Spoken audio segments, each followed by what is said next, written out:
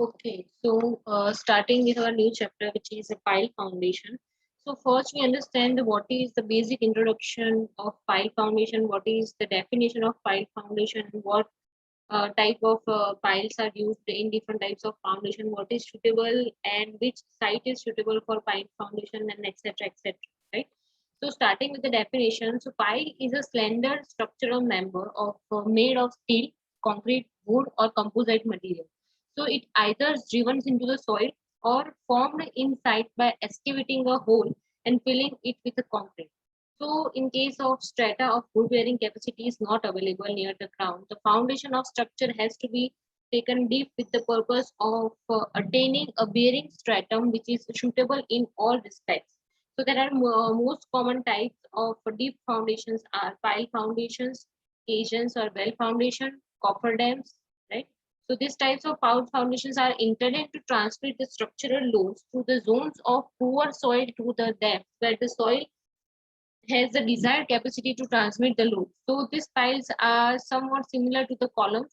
So in that case, the loads developed at one level are next transmitted to a lower level, but the piles obtain lateral support from the soil in which they are embedded so that there is no concern with regard to uh, buckling of sand.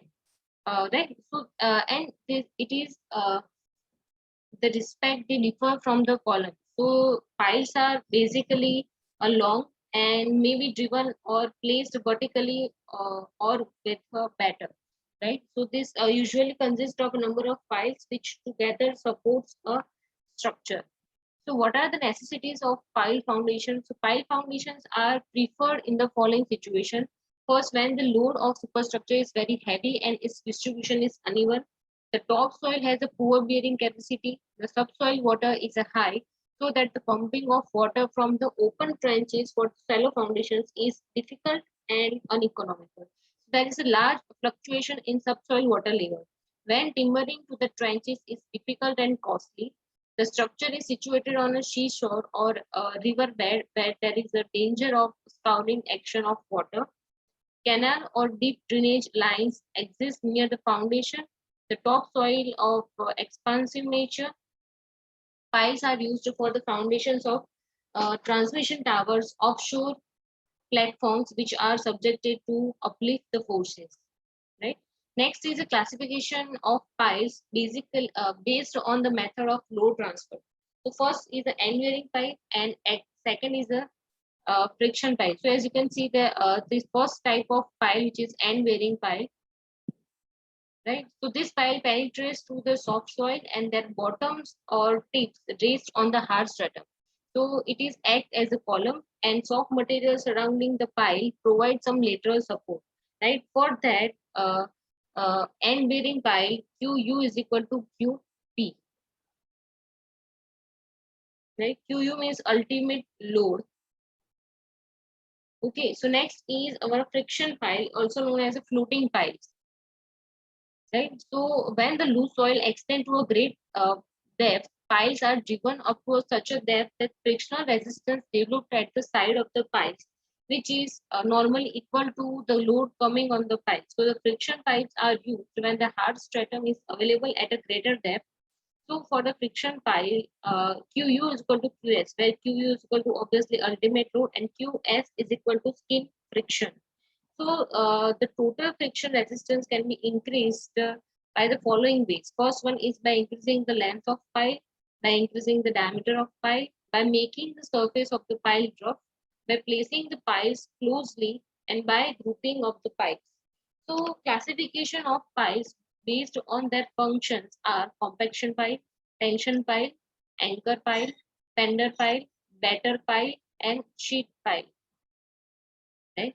So starting with our first pile, which is a compaction pile. So when the piles are driven into loose granular soil with the aim increasing the bearing capacity of soil, these piles are termed as a compaction piles.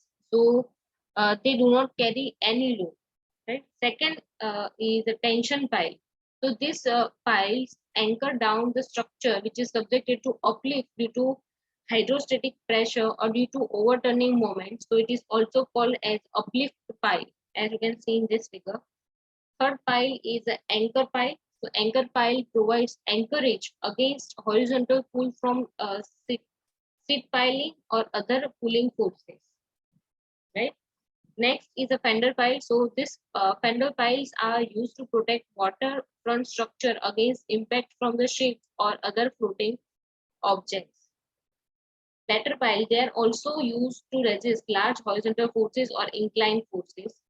Sheet pile, they are also used as a bulk heads or as an impervious cutoff to reduce seepage and the uplift under the hydraulic structure.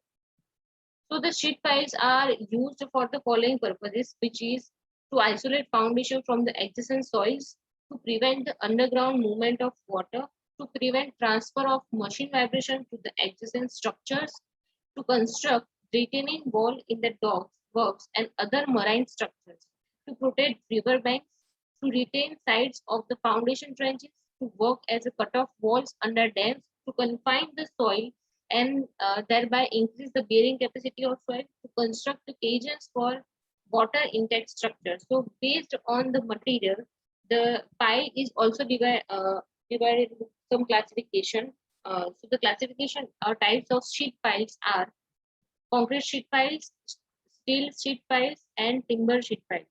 So there is a difference given here, which is end bearing pile versus friction pile. So all the points are already taught in the previous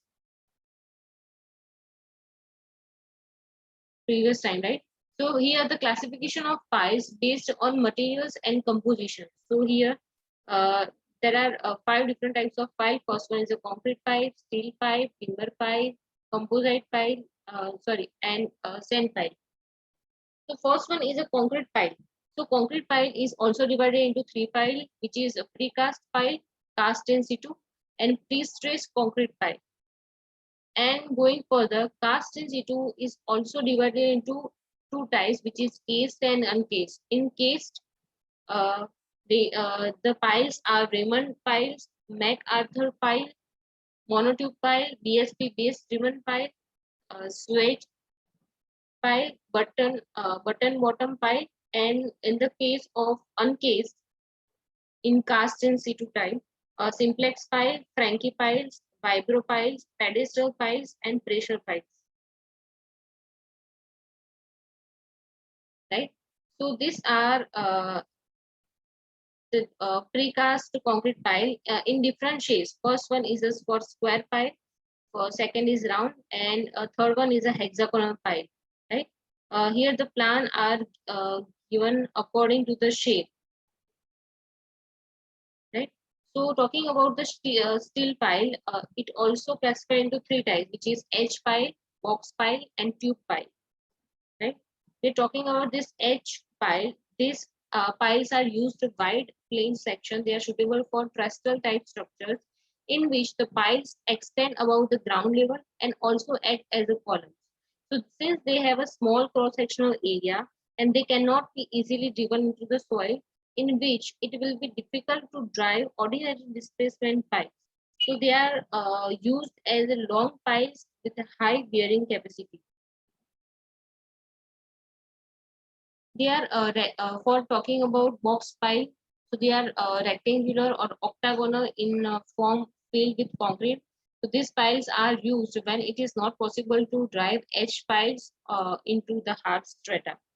Next is a tube pile. So in this type, tubes or pipes still are driven into the ground. So concrete is filled inside the tube piles because of their circulation cross section. These piles are easy to handle and easy to drive in. Now, what are the advantages of steel pile? So this it can easily withstand the stresses due to driving. It can resist lateral forces in a better way. Can easily lengthen by welding or also cut off easily. The bearing capacity of these piles is comparatively high, and these piles can take up impact stresses. So the only disadvantage of steel pile is their corrosion. Next is a timber pile. So these piles are prepared for the trunks of trees. They may be circular or square. They are 30 to 50 centimeter in diameter with a length not exceeding 20 times its top width. So at the bottom, cast iron shoe is provided at the top of the steel plate is fixed. So if a group of timber piles is driven, the top of each pile is brought at the same level. And then a concrete camp is provided to have common platform, so they have small bearing capacity and are not permanent unless treated. So advantages of the timber pile is where the timber is available easily, those piles prove to be economical. The length of timber piles can be adjusted either by cutting or lengthening of without much extra cost. So it can be easily removed if necessary. Skill supervision is not required and do not require heavy equipment for driving. So disadvantage is that these piles deteriorate due to the action of soil or salty water or insects. So it cannot be very heavy load. So this pile cannot be driven into the hard ground and they are very less durable.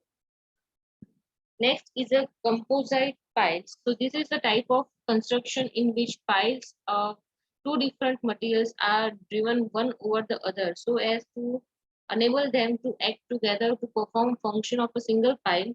Right. So there are certain advantages of composite piles. They are economical, easy to construct. They are suitable for all good conditions in which other types of piles will be unsuitable. Right. So this figure shows composite pile. Okay, so talking about sand piles. So these piles are formed by making holes in the ground and then filling with the sand, and the top of the sand piles is filled with concrete to prevent the sand injected upwards due to the lateral pressure. So it is spaced at 2 to 3 meter and its length is kept about 12 times in its diameter. They are easy to construct, can be used for many positions of water table. They are not suitable for loose or wet soils or where there is a danger of scar. Right? So they are also not suitable in regions subjected to frequent earthquakes. Now, next is the classification of piles, which is based on method of installation, right? The first one is a driven pile. So these piles are driven into the ground by applying a blows with a heavy hammer on their top, and timber, steel, and precast concrete piles are installed by driving behind may be driven into the positions either vertically or an inclination. Next is a driven and cast in situ piles. So these piles are formed by driving a casing with a closed bottom end into the soil. The casing is later filled with concrete. Then it may or may not be withdrawn, right? If casing is withdrawn, it is called as an uncased pile, and if uh, casing is not withdrawn, then it is called as a pile. Third one is a board and car situ piles. So these are generally formed by excavating a hole into the ground and then filling it with a concrete. Fourth one is a screw pile. These piles are screwed into the soil. And last is a jacket pile, which are into the ground and by adapting a downward forces with the help of hydraulic jack.